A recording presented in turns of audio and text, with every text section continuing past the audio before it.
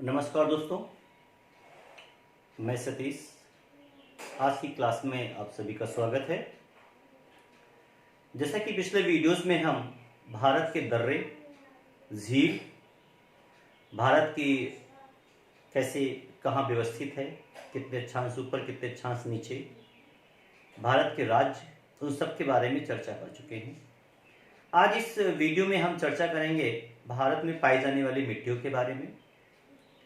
दोस्तों बता दें, किसी देश की मिट्टी और जलवायु और टेम्परेचर ही डिसाइड करता है कि वहाँ कौन सी फसल उत्पादन हो सकता है और किसका उत्पादन नहीं हो सकता है, वहाँ किसकी पैदावार अधिक होगी, किसकी पैदावार कम होगी।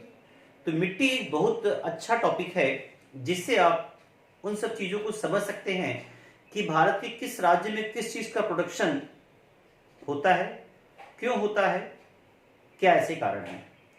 और यह ऐसा टॉपिक है क्लास 5th या 6th से स्टार्ट हो जाता है, हर क्लासेज में लगभग है। उसके अलावा कंडीशन के, चाहे वो वनडे का हो या सिविल का हो, हर एग्जाम में आता है, एयरफोर्स का हो, नेवी का हो। फिर वही चीज कहूंगा, टॉपिक यही रहेगा, क्वेश्चन का हल्का सा लेवल ऊपर और नीचे हो सकता है। सो आज हम डिस्कस करेंगे भारत की महत्वपूर्ण मिट्टियां, कौन कौन से क्वेश्चन पिछले 10 वर्षों में पूछे गए हैं, वो लगातार मेरे पढ़ाते समय बीच बीच में आते रहेंगे और उन पे हम प्रकाश डालते रहेंगे। सो थोड़ा समय आपसे लेंगे, महज 25 to 30 मिनट, जिसमें आपका टॉपिक कंप्लीट हो जाएगा। सो दोस्तों शुरू करते हैं आज का विषय, भारत की मिट्टियां। देखा जाए तो ICAR के अनुसार भारत की कुल 8 मिट्टियों के बारे में चर्चा की गई है। तो क्वेश्चन ये पूछता है कि ICAR का जो हेड ऑफिस है वो कहाँ है। सो ICAR, इसका जो आपका हेड ऑफिस है वो आपका नई दिल्ली में है।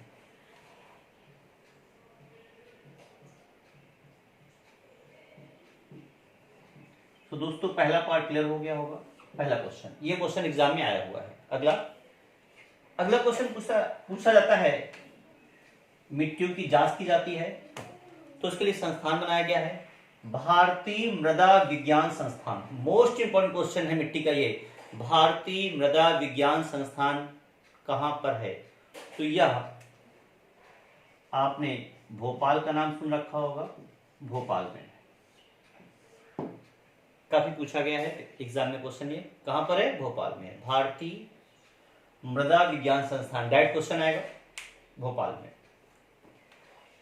चलिए थोड़ा समझाने से पहले, 8 मिट्टियों की बात हमने की है, 1 by 1 मिट्टी की बात करेंगे, लेकिन पहले उस मिट्टी को जरा बोर्ड से मैं साफ कर दूं जिनकी मात्रा भारत में बहुत कम है, ताकि बोर्ड पे थोड़ा लिखने का स्पेस बन जाए। सो पहले मैं इधर क्लीन आउट कर रहा हूं, इधर की मिट्टी देख लीजिए, और कौन सबसे कम है सबसे ज्यादा उस पर डिस्कस करेंगे हम। चलिए, और एक निगाह डाल लीजिए, आप उधर देख लेते हैं। भारत में क्वेश्चन आया हुआ, भारत में सबसे ज्यादा कौन सी मिट्टी पाई जाती है। तो दोस्तों जलोढ़ मिट्टी, जिसको अलुवियल सॉइल भी बोलते हैं। तो भारत में पाई जाने वाली सबसे ज्यादा मिट्टी क्षेत्रफल वाइज, परसेंटेज वाइज आपकी है दोस्तों जलोढ़ मिट्टी, अलुवियल सॉइल। इसका परसेंटेज है 43.4%। अलग अलग किताबों में, किसी कई किताबों में इसको 40% दिया गया है, अगर आप घटना चक्र में देख रहे हैं। अन्य किताबों में, 1-2 किताबों में काफी रॉन्ग डेटा दिया गया है, लेकिन एग्जैक्ट परीक्षावाड़ी जैसी किताबों में इसका जो अन्य सोर्सेज से पता चलता है, इसका लगभग प्रतिशत 43.4% एग्जैक्ट है।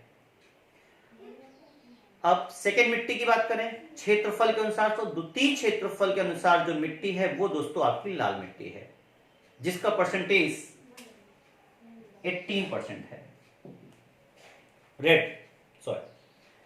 थर्ड पे आपकी आती है 15% अप्रोक्स काली मिट्टी, and next is the laterite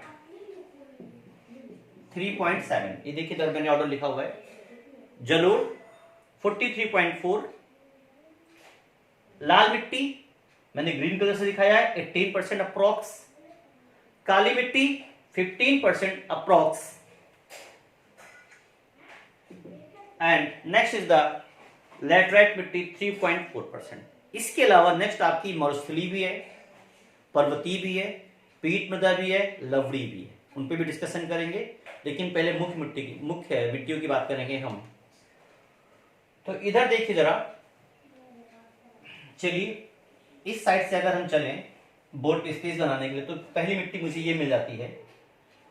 इसके पहले इंडियन ज्योग्राफी के चैप्टर में, पहले चैप्टर मैंने इन राज्य स्टेट के बारे में आपसे डिस्कस किया था। और अगर आपको इंडियन ज्योग्राफी में थोड़ा भी आइडिया है तो उम्मीद करते हैं आपको पता होगा ये कौन सा स्टेट यहाँ पे दिख रहा है। यह वह स्टेट है, हिंट मैं दे रहा हूं, यह वह स्टेट है जो क्षेत्रफल के अनुसार भारत का सबसे बड़ा राज्य है। यह वह स्टेट है जहां सरसों का उत्पादन सर्वाधिक है। यह वह स्टेट है जहां आपका पिंक शहर पड़ता है। इतना पर्याप्त जानकारी के लिए मीन्स हम राजस्थान की बात कर रहे हैं दोस्तों। राजस्थान अपने आप में एक ऐसा राज्य जो हर बार एक प्रश्न हमें दे जाता है, चाहे जैसा प्रश्न हो। यहाँ के अच्छे प्रश्नों के बारे में हम ऑलरेडी डिस्कस कर चुके हैं, चाहे वो चांदी के क्षेत्र की बात करें, जावर की खान फेमस है यहाँ की, या जैन के बारे में बात करें तो वो भी आपको पता है यहाँ के बारे में। इसके अलावा यहाँ की गुरु शिखर के बारे में डिस्कशन कर चुके हैं, या हम अरावली रेंज की बात करें यही पड़ेगा। चलिए आगे देखते हैं। तो यहाँ की मिट्टी जो है दोस्तों मरुस्थली है। यहाँ की मिट्टी कैसी है? मरुस्थली मिट्टी है राजस्थान की मिट्टी। और मरुस्थली मिट्टी में जो अधिकता पाई जाती है वो कैल्शियम की। तो दो क्वेश्चन बनते हैं, मरुस्थली मिट्टी भारत के किस राज्य में मिलती है? राजस्थान में। मरुस्थली मिट्टी में किसकी अधिकता मिलेगी? कैल्शियम की। मरुस्थली मिट्टी में किस चीज की पैदावार होती है? तो जितना मोटा अनाज होता है, ज्वार और बाजरा। इसके अलावा सरसों के तेल का उत्पादन यहाँ बहुत अच्छा होता है। सरसों के तेल के उत्पादन में राजस्थान अग्रणी है। और जो क्षेत्र, जिस क्षेत्र में अग्रणी होता है या जहां जो समस्या होती है उसका अनुसंधान केंद्र दोस्तों वहीं बनाया जाता है। इसीलिए सरसों अनुसंधान केंद्र की बात करें, अगर पूछा जाए सरसों अनुसंधान केंद्र किस राज्य में है, तो वह भारत के राजस्थान राज्य में है। ये क्वेश्चन एग्जाम में पूछा गया है। जैसे कि गन्ना उत्तर प्रदेश में सर्वाधिक है, तो गन्ना अनुसंधान केंद्र कहां है? आपके उत्तर प्रदेश लखनऊ में। लेकिन क्वेश्चन घुमा दे, गन्ना प्रजनन केंद्र तो आपको जाना पड़ेगा तमिलनाडु के कोयम्बटूर में, वहां पर है। और चीनी इंजीनियरिंग सेंटर पूछ ले तो आपके कानपुर में है। तीनों क्वेश्चन अलग हैं, तीनों के प्रश्न भी अलग हैं, उत्तर भी अलग है, पूछने का तरीका भी अलग है। तो कुछ क्वेश्चन काफी सिमिलर होंगे, आपको कंफ्यूज करेंगे। आपको देखना है, कंफ्यूज दोस्तों नहीं होना है, थॉरोली रीड करना है, उसके बाद उत्तर देना है। नेक्स्ट करते हैं। तो ये हमारी एक मिट्टी खत्म हो गई, मरुस्थली मिट्टी की बात हम नहीं करेंगे। चलिए, इसके अलावा थोड़ा और स्पेस बनाने के लिए पहले छोटी मिट्टियों की बात कर ले, जिनका बहुत थोड़ा एरिया है। लवड़ी मृदा, जहां पर दलदली एरिया होगा वहां पर लवड़ी मृदा आपको मिल जाएगी। और इसी एरिया में आपके मैंग्रोवन भी मिलेंगे। तो ये आपका हो गया गुजरात का कच्छ का तट, दलदली एरिया है। पश्चिम बंगाल में आप जाएंगे दोस्तों तो यहां भी आपको लवड़ी मृदा मिल जाएगी। इसके अलावा उड़ीसा के तट पे भी हल्की सी लवड़ी मृदा मिलेगी। यही रीजन है कि मैंग्रोव वन क्वेश्चन पूछा गया सर्वाधिक कहां मिलते हैं? पश्चिम बंगाल में। पश्चिम बंगाल में कहां पर? सुंदरवन। सुंदरवन पूछा गया है, सुंदरवन कहां है? पश्चिम बंगाल में है। किसके लिए फेमस है? मैंग्रोवन के लिए फेमस है। और यहां भी आपको लवड़ी मृदा मिलेगी। लवड़ी मृदा में खास बात क्या होती है? इसमें क्षारीयता की अधिकता होती है। और देखा जाए इसमें सोडियम, पोटेशियम और मैग्नीशियम की भी अधिकता होगी। तो किस मृदा में सोडियम, पोटेशियम और मैग्नीशियम की अधिकता होती है? लवड़ी मृदा में। ये आपकी है।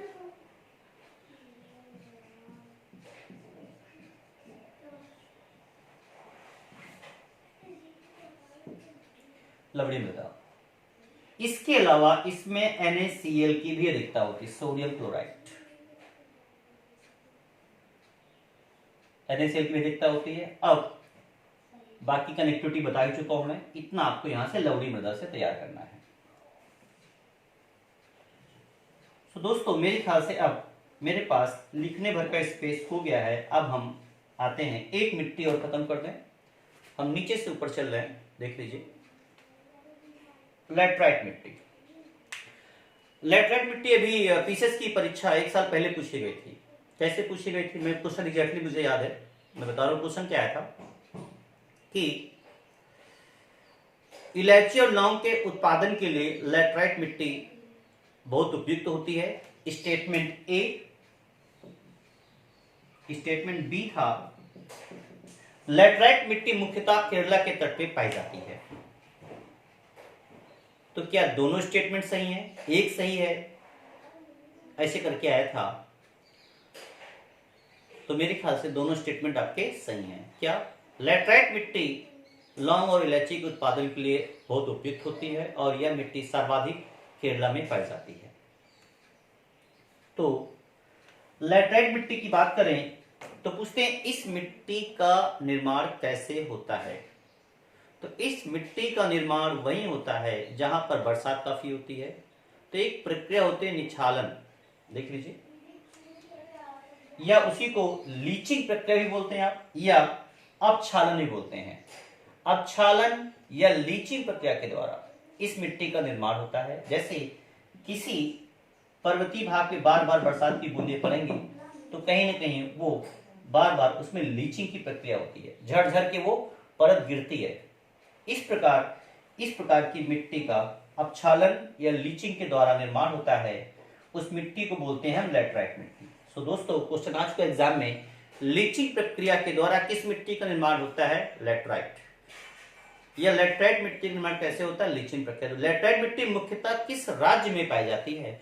तो मुख्यतः तो बात करेंगे आप केरला के मालाबार तट। केरला के मालाबार तट पे इस मिट्टी को आप सर्वाधिक रूप से पा सकते हैं। इसके अलावा देखेंगे तो यह मिट्टी हल्की सी आपको ये तमिलनाडु में सेवराय की पहाड़ियों में के आसपास और झारखंड की राजमहल की पहाड़ियों के पास और हल्का सा ये उड़ीसा के तट पे और पश्चिम बंगाल में। इसके अलावा यह मिट्टी आपको ये देख लीजिए आसाम और मेघालय, आसाम और मेघालय में भी मिट्टी आपको मिलेगी। सो इस मिट्टी का मुख्य क्षेत्रफल तो देखा जाए केरला, हल्का सा महाराष्ट्र, यहां पर आज झारखंड आएंगे, पश्चिम बंगाल, उड़ीसा, यहां आएंगे तमिलनाडु, इधर आएंगे तो आपको मेघालय और आसाम दिख रहा है। ये आपको लैटराइट मिट्टी दिख जाएगी। लैटराइट मिट्टी में मुख्यतः देखा जाए तो आपकी चाय, कहवा, काजू बहुत अच्छे से उत्पादन कर सकते हैं, या इस मिट्टी में आपको नारियल का भी उत्पादन ठीक ठाक होता है। इसके अलावा मसालेदार फसलें इसमें अच्छे से उत्पादित की जा सकती हैं, इसीलिए केरला को मसालों का बागान भी बोला जाता है। सो इस मिट्टी में और भी आप चावल वगैरह पैदा कर सकते हैं, अन्य अनाज भी पैदा कर सकते हैं, लेकिन कहीं ना कहीं इसकी अम्लीयता को कम करके। खास बात यह मिट्टी काफी अम्लीय होती है। तो लैटराइट मिट्टी में किसकी अधिकता होती है? अम्लीयता की अधिकता होती है। अम्लीयता और क्षारीयता पे भी हम डिस्कस करेंगे। मिट्टी की अम्लीयता यानी एसिडिक होती है, एसिडिक को सही करने के लिए चूना मिला करके उसकी अम्लीयता को कम किया जा सकता है। क्षारीयता को कम करने के लिए हम जिप्सम मिलाते हैं, क्षारीयता को कम करने के लिए हम जिप्सम मिलाते हैं। और देखा जाए तो अम्लीयता और क्षारीयता डिसाइड होती है, एक चीज आपने पढ़ी होगी दोस्तों, पीएच वैल्यू। पीएच वैल्यू ये अगर 7 से नीचे है तो वो आपका अम्लीय, अगर पीएच मान 7 से नीचे है तो अम्लीय होगा, और अगर 7 से ऊपर है तो वो आपका क्षारीय होगा। सबसे अच्छी मृदा वह होती है जिसका पीएच मान 6.5 या कह लो 6 से 7 के बीच होता है। ये क्वेश्चन आज का एग्जाम में आया हुआ है, आप उठा के प्रैक्टिस पेपर देख लीजिएगा। सबसे अच्छी मिट्टी का पीएच मान कितना होता है दोस्तों? 6 to 7 के बिटवीन होगा, या एग्जैक्टली कहेंगे 6.5। पीएच होगा। और अम्लीय मिट्टियों का पीएच क्या होता है? 7 से कम होता है। क्षारीय मिट्टियों का पीएच क्या होता है? 7 से ऊपर होता है। मींस लवड़ी मिट्टी आपकी क्षारीय मिट्टी की गणना में थी, तो इसका जो पीएच होगा वो 7 से ऊपर होगा। क्षारीय मिट्टी को शुद्ध करने के लिए क्या मिलाएंगे आप? जिप्सम मिलाते हैं। और इसी प्रकार देखा जाए तो अम्लीय मिट्टी को शुद्ध करने के लिए मिलाते हैं हम लाइम मिलाते हैं, चूना मिलाते हैं। आगे देखिए, ये पॉइंट आई होप कि अम्लीयता क्षारीयता क्लियर हो गया होगा। अब लैटराइट मिट्टी का रंग लाल किन कारणों से होता है? ये क्वेश्चन एग्जाम में पूछा गया है। तो लैटराइट मिट्टी कहां दोस्तों मिलती है? केरला में मिलती है। लाल रंग होने के दो कारण हैं, आयरन के ऑक्साइड एंड एल्युमिनियम के ऑक्साइड। आयरन मीन्स लोहे की ऑक्साइड और एल्युमिनियम के ऑक्साइड के कारण इसका रंग लाल होता है। इसी प्रकार लाल मिट्टी भी लाल होगी, उसका भी रीजन यही है। ये आप देख सकते हैं, लाल मिट्टी का रंग लाल होगा लोहे के ऑक्साइड के कारण। ये आपका लैटराइट मिट्टी भी दोस्तों खत्म हुआ। अब नीचे से ऊपर चलें तो नेक्स्ट मिट्टी आपकी आएगी काली, ब्लैक सॉइल।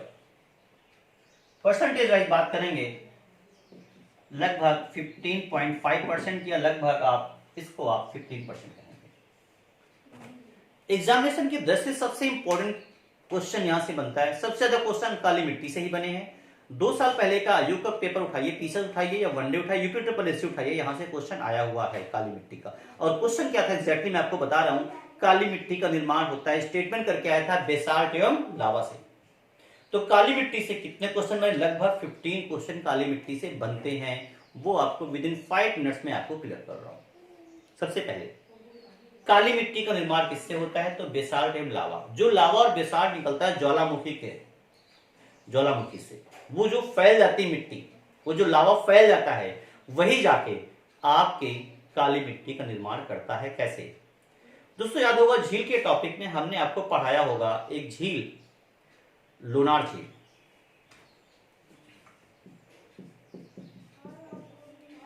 लोनार झील हमने आपको पढ़ाई थी महाराष्ट्र में, और हमने बोला था यह एक प्रकार की क्रेटर झील है। क्यों? क्योंकि महाराष्ट्र में जो ज्वालामुखी का अवशेष कह लो, जो क्रेटर टाइप का ये था, इसी पे लोनार झील बनी हुई। मींस कहीं ना कहीं बहुत समय पहले यहाँ पे ज्वालामुखी का उद्भेदन हुआ होगा, यहां से लावा निकला होगा, और यह लावा इस तरीके से निकल के आसपास के क्षेत्रों में फैल गया होगा। अब ये महाराष्ट्र के बेल्ट है, अगर यहां से लावा निकला होगा तो गुजरात भी गया होगा, महाराष्ट्र आसपास फैला होगा। इधर एमपी है, ये आपका महाराष्ट्र की बेल्ट दिख रही है, और ये गुजरात। कोई बैरियर तो लगा था कि मिट्टी में रुक जाएगी, लावा में रुक जाएंगे, लावा आसपास फैल गए होंगे। तो महाराष्ट्र के इर्द गिर्द जितना एरिया है वह लगभग काली मिट्टी का एरिया है। क्यों? जिससे बेसाल्ट और लावा निकले, उन्हीं से निर्माण किसका हुआ है? काली मिट्टी का हुआ है। ये क्वेश्चन एग्जाम में आ चुका है। काली मिट्टी का सर्वाधिक क्षेत्रफल भारत के किस राज्य में है? महाराष्ट्र। उसके बाद गुजरात का नंबर आता है, देन मध्य प्रदेश भी कवरिंग में आपको दिख रहा है, थोड़ा बहुत नीचे भी गया हुआ है। चलिए दोस्तों आगे देखते हैं। इसके अलावा थोड़ा बहुत काली मिट्टी आप देखेंगे नीचे भी है, तो बहुत ही। अब काली मिट्टी के अन्य नाम। काली मिट्टी को रेगुर मिट्टी भी कहते हैं, और इस मिट्टी को स्वतः ज्योतित मिट्टी भी कहते हैं। क्यों? यह मिट्टी पानी को अपने अंदर सोख लेती है, और जब धूप पड़ती है तो ऑटोमेटिक फूटने लगती है। जब धूप पड़ती है ऑटोमेटिक फूटने लगती है, मीन्स मिट्टी ऑटोमेटिक टूट जाती है। तो टूट जाती है तो लोगों को कहना है कि उसमें जुताई की आवश्यकता ही नहीं पड़ती है, इसीलिए इस मिट्टी को बोलते हैं स्वतः ज्योतित मिट्टी। तो काली मिट्टी को सरदोजा मिट्टी ही बोलते हैं, काली मिट्टी को रेगुर मिट्टी ही बोलते हैं, काली मिट्टी को आप सरनोजम, रेगुर, स्वतः ज्योतित, कृषि मिट्टी, कई नामों से पुकारा जाता है। काली मिट्टी के क्षेत्रफल की बात कर चुके हैं। अब आता है काली मिट्टी में पैदावार किसकी होगी। तो दोस्तों बहुत अच्छा कनेक्टिविटी में दे रहा हूं, काली का से कपास, ये क्वेश्चन एग्जाम में आ चुका है। क्या काली मिट्टी की मुख्य फसल कौन सी है? सो दोस्तों काली मिट्टी की मुख्य फसल आती है कपास। यह क्वेश्चन ऐसे घुमा के पूछा गया है। कपास के उत्पादन के लिए कौन सी मिट्टी सर्वाधिक उपयुक्त है? तो दोस्तों कपास की मिट्टी के लिए सर्वाधिक मिट्टी जो सबसे उपयुक्त मिट्टी आपकी वो काली मिट्टी है। ये क्वेश्चन एग्जाम में आ चुका है। अब कपास की कपास के उत्पादकता में सर्वाधिक कभी कभी नंबर 1 पे महाराष्ट्र होता है, कभी कभी गुजरात। यह रैंकिंग हर साल बदला करती है।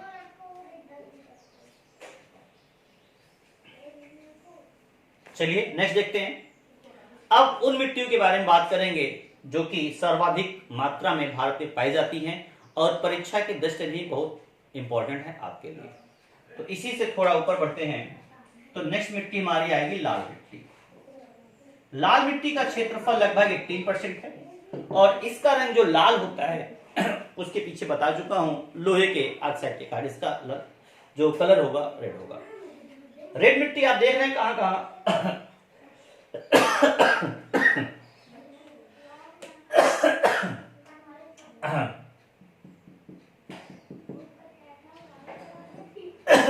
जितना आपको ये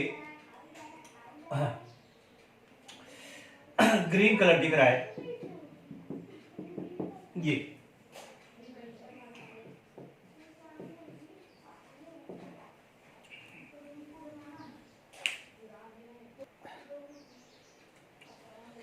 तो दोस्तों हम बात कर रहे थे लाल मिट्टी की।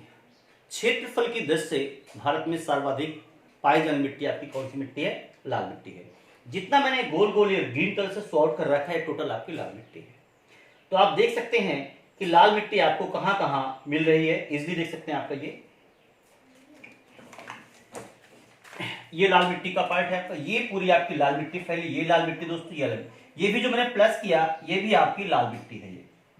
ये तो अगर पूछा जाए कि पूर्वोत्तर की जो पहाड़ियां वहां भी अधिकतर मिट्टी कौन सी मिलेगी आपको? लाल मिट्टी ही मिलेगी। तो लाल मिट्टी का ये क्षेत्रफल इधर जितना आप देख रहे हैं ये मणिपुर मिजोरम वाला एरिया, त्रिपुरा वाला एरिया लाल मिट्टी का है।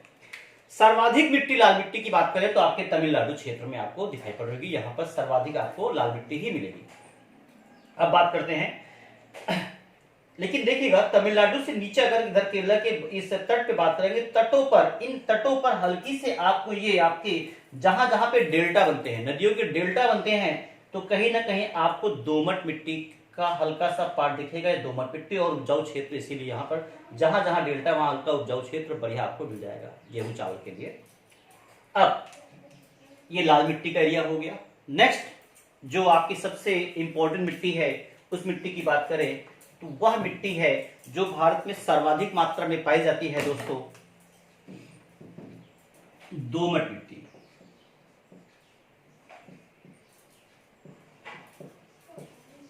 इसका क्षेत्रफल अलग अलग बुकों में अलग अलग है, एग्जैक्टली जो है वो है 43.4। जितना गंगा का मैदानी भाग में है आपको टोटल दोमट मिट्टी ही मिलेगी।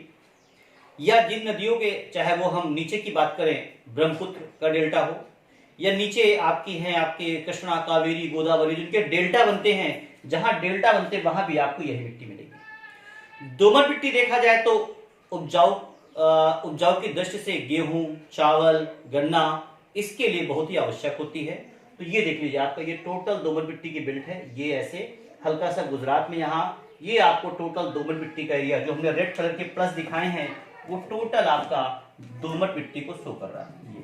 ये दोमट मिट्टी, ये देखिए इधर भी है, ये जो ब्रह्मपुत्र की आपका रास्ता दिख रहा है इधर भी आपको दोमट मिट्टी आपको दिखाई पड़ेगी। ये भी आपको दोमट मिट्टी ही दिखाई पड़ेगी। यही रीजन है, इसका सर्वाधिक क्षेत्रफल आपको उत्तर प्रदेश में देखने को मिल रहा होगा। खाद्यान्न की दृष्टि से यही रीजन है कि आपका उत्तर प्रदेश काफी एग्री रहता है। और दोस्तों बता दूं टोटल भारत का गेहूं प्रोडक्शन का 29% सप्लाई अकेले उत्तर प्रदेश करता है। मींस अगर उत्तर प्रदेश गेहूं को उत्पादन बंद कर दे तो समझ सकते हैं भारत में गेहूं के लिए कहीं ना कहीं क्राइसिस हो जाएगी। अब इस मिट्टी में कैसे वन होते हैं आपको पता ही है, नीम, आम, जामुन ये सब। अब इस मिट्टी में 2-3 क्वेश्चन और पूछे गए हैं। इस मिट्टी को 2 तरीकों में, 2 भाग में बांटा गया है, उसको थोड़ा डिस्कस करना चाहेंगे। एक वर्ड आता है, पेपर पूछा गया दोस्तों, बांगर एंड खादर। एग्जाम में पूछा गया है। ऐसे याद करना चाहे तो बहुत ट्रिकी तरीका बता दे रहा हूं। बासे बांगर बासे बासी, मतलब जो मिट्टी अब बहुत ज्यादा इस्तेमाल में नहीं है, वो तो उपजाऊ नहीं है। बासी आप भी कहते हैं खाना बासी हो गया, मैं नहीं खाऊंगा। जब बासी खाना आप नहीं खाएंगे तो बासी मिट्टी पेड़ पौधे क्यों खाएंगे? मीन्स कहीं ना कहीं उसकी जो प्रोडक्टिविटी होती है बहुत डाउन हो जाती है। खासे खादर, खासे खाने वाली, जो पेड़ पौधे के लिए खाने वाली उपयुक्त हो, जो बहुत अच्छी हो, उसको बोलते हैं खादर, और ये बांगर। अब बिल्कुल अच्छे तरीके से समझना चाहे तो सीख लीजिए। ये जैसे गंगा की धारा आपकी जा रही है, ये होता क्या है, पहले गंगा मान लो यहां से बहती हो रही होगी, ये यहां से, ये, लेकिन कुछ समय बाद गंगा की धारा यहां तक नहीं पहुंच पाती है, कुछ ऊंचाई तक उठती है, और फिर जब बरसात खत्म होती है फिर ये सिमट जाती है। ये गंगा की धारा है। तो यह क्षेत्र जितना है जहां गंगा की धारा साल में एक बार आ जाती है, यहां की मिट्टी की परत हर साल बदल जाती है, और हर साल बदलने के कारण तो यहां की जो प्रोडक्टिविटी है काफी बढ़ जाती। क्यों? गंगा में आने वाला पानी कहां से आता है? पर्वतों से ऊपर से आता है। उसमें कई प्रकार के मिनरल्स होते हैं, उसकी वजह से इसकी जो प्रोडक्टिविटी होती है बहुत अच्छी होती है। लेकिन गंगा की ये धारा इस ऊपर वाले एरिया में नहीं पहुंच पाती है। यहाँ की मिट्टी 10, 15, 20 सालों की वैसे की वैसी है, मीन्स उसकी प्रोडक्टिविटी बहुत डाउन हो गई है। उस मिट्टी को बोलते हैं हम बांगर। और इस मिट्टी को जहां लेयर हर साल बदल जाती है पानी के बहाव के कारण, उसको बोलते हैं खादर। अब नेक्स्ट मिट्टी, पर्वतीय मिट्टी। दोस्तों पर्वतीय मिट्टी आपको ये बेल्ट दिखाई पड़ रही होगी, जितना ऊपर से जम्मू कश्मीर से लेकर हम चले हिमाचल से लेकर, ये टोटल आपका जो बेल्ट है ये आपका पर्वतीय मिट्टी का बेल्ट है। इसी को आप वनी भी कहते हैं। यह पूर्णतया विकसित मिट्टी नहीं होती है। अगर पूछा जाए कौन सी ऐसी मिट्टी है जो पूर्णतया विकसित मिट्टी नहीं है, तो कौन सी है? पर्वतीय या वनी मिट्टी। अगला क्वेश्चन, एक क्वेश्चन एग्जाम में पूछा गया है कि मिट्टी के अगर लेयर्स को काटा जाए तो कई प्रकार के लेयर्स बनते, स्तर बन जाते हैं। परिच्छेद किया जाए तो उसमें स्तर ए बी, आपने पढ़ा होगा ए बी सी डी। तो क्वेश्चन ये पूछा गया है कि इसमें सबसे अच्छा स्तर जो लेयर होती कौन सी होती है जिसमें पौधों की जड़ें अपना जाल फैलाती हैं? तो दोस्तों वो स्तर होता है ए। पौधों की जड़ें किस स्तर में रहती है? ए स्तर में। सबसे उपजाऊ स्तर कौन होता है? ए स्तर होता है। आगे ये नेक्स्ट। तो दोस्तों लगभग हमारी मिट्टियां खत्म हो गई हैं। अब हम 5 मिनट में पूरी सिनॉप्सिस तैयार करेंगे, कितने क्वेश्चन यहां से पूछे गए हैं, एग्जाम में क्या क्या आने की प्रोबेबिलिटी है, और मेरा चैलेंज है इससे बाहर क्वेश्चन आपका जा ही नहीं सकता है। पहला क्वेश्चन जो सबसे ज्यादा पूछा गया है, काली मिट्टी की मुख्य फसल कौन सी है? कपास है। काली मिट्टी का मुख्य क्षेत्रफल सर्वाधिक किस राज्य में है? तो दोस्तों बता चुका हूं, आपका महाराष्ट्र में है। नेक्स्ट क्वेश्चन, काली मिट्टी का निर्माण कैसे होता है? बेसाल्ट और लावा से होता है। काली मिट्टी का दूसरा नाम क्या है? रेगुर मिट्टी है। काली मिट्टी के अन्य नाम चरनोजा मिट्टी भी बोलते हैं। और अगला क्वेश्चन, भारत में सर्वाधिक मात्रा में पाई जाने वाली मिट्टी कौन सी है? दोस्तों दोमट मिट्टी है। कितना एरिया है बता चुका हूं, 43.4%। अगर द्वितीय मिट्टी कौन सी दोस्तों? लाल है। थर्ड कौन सी है? काली। नेक्स्ट क्वेश्चन जो पूछा गया था, लास्ट ईयर आयोग भी पूछा था कि लौंग और इलायची के उत्पादन के लिए कौन सी मिट्टी उपयुक्त है? लैटराइट उपयुक्त है। लैटराइट मिट्टी सर्वाधिक कहां पाई जाती है दोस्तों? केरला में पाई जाती है, मालाबार तक पे। अगला क्वेश्चन नेक्स्ट, लैटराइट मिट्टी अम्लीय है या क्षारीय है? तो अम्लीय है। इस मिट्टी की अम्लता को कम करने के लिए क्या मिलाते हैं? तो बहुत अच्छा है, चूना मिलाते हैं आप इसमें, लाइम मिला दीजिए, आपका ये सही हो जाएगा। नेक्स्ट अगला, हाँ, भारत की जो मिट्टी है उसमें सर्वाधिक किस चीज की कमी होती है? तो देख लीजिए, ये 3 चीजों की हमेशा ये क्वेश्चन पूछा गया है। ये ह्यूमस, नाइट्रोजन और फास्फोरस। जो कार्बनिक पदार्थ होते हैं उसी को आप ह्यूमस कह सकते हैं। इसकी मात्रा बहुत कम पाई जाती है, नाइट्रोजन की मात्रा और फास्फोरस। यही रीजन है कि हमारे यहाँ यूरिया का इस्तेमाल, क्योंकि हर जगह नाइट्रोजन फास्फोरस की कमी होती है हर मिट्टी में, इसीलिए लगभग लोग यूरिया का इस्तेमाल करते हैं उस कमी को पूरा करने के लिए। इसीलिए पूछा गया है यूरिया में नाइट्रोजन, फास्फोरस और पोटेशियम, एनपीके। ये क्वेश्चन आ चुका है, एनपीके, नाइट्रोजन, फास्फोरस और पोटेशियम का अनुपात क्या होता है यूरिया में? तो 4:2:1। मोस्ट इंपॉर्टेंट क्वेश्चन एग्जाम में पूछा गया है। इसके अलावा हाँ, लेटेराइट मिट्टी का लाल रंग क्यों होता है? तो लोहे या एल्यूमिनियम के ऑक्साइड के कारण, ये क्वेश्चन पूछा गया है। हाँ, एक और क्वेश्चन मोस्ट इंपॉर्टेंट क्वेश्चन है कि वह मिट्टी किस पीएच की मिट्टी सर्वाधिक उपयुक्त होती है? किस पीएच? तो पीएच आपको पता है, जिसका पीएच मान 6 से 7 के बीच हो, एग्जैक्टली तो 6.5 होना चाहिए। जिसका पीएच मान 6 से 7 के बीच में हो, वह मिट्टी सभी प्रकार के फसलों के उत्पादन के लिए सर्वाधिक उपयुक्त मानी जाती है। लास्ट, भारतीय मृदा विज्ञान संस्थान कहां पर है दोस्तों? तो वो आपके मध्य प्रदेश भोपाल में है। तो दोस्तों उम्मीद करते हैं लगभग क्वेश्चन जो एग्जाम में पूछेंगे पिछले 10 साल में आप उठा के देख लीजिए, सारे क्वेश्चन हमने इस ऑडियो या वीडियो में जो भी आपके सामने है कवर कर दिया है। आप इसको मैक्सिमम लोग शेयर करिए, सब्सक्राइब करिए, ताकि इन फ्यूचर जो भी एग्जाम पढ़े आपको इसमें लगभग सारे क्वेश्चन यहाँ से आपको मिल सके। जय हिंद, जय भारत।